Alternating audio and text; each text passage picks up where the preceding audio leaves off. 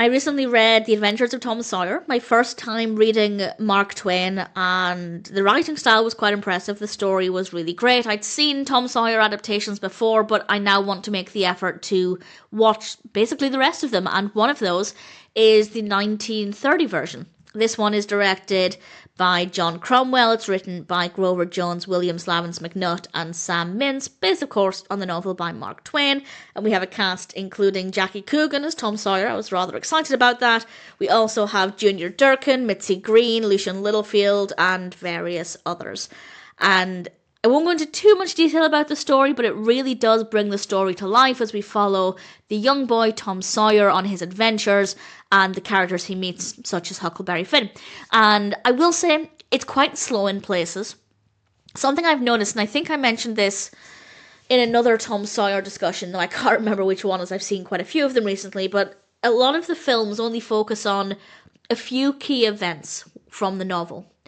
And often those events are the same events. And I do think for the most part that this doesn't necessarily focus on what I would consider to be the most interesting parts of the novel. I think it focuses on some more bland aspects in a way that does make it a bit more unique, as there are certain scenes, certain character interactions that I hadn't really seen brought to life in an adaptation before, and it allowed me to enjoy those moments being brought to life.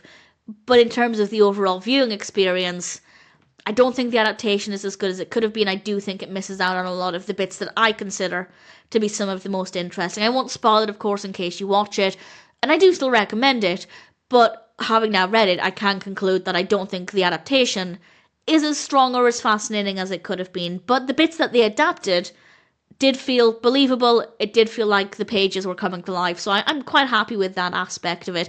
The characters are great. Coogan is brilliant as Sawyer, exactly what I pictured. He is perfect for the role. I think he did a really great job. All of the characters are well cast. The performances are brilliant. The locations are great as well. And it is a nice, gentle, believable story.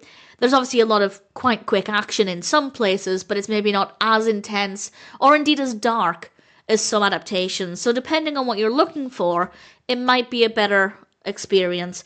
Likeable characters, great performances, the costumes look good, definitely some fun scenes, even if I don't think they included everything that I think should have been in an adaptation. The pacing itself, as I said, isn't the best. There are moments that are gentle, but there are moments that are maybe just a little bit slow. But for the most part, I found it to be enjoyable. I think mostly because of the casting.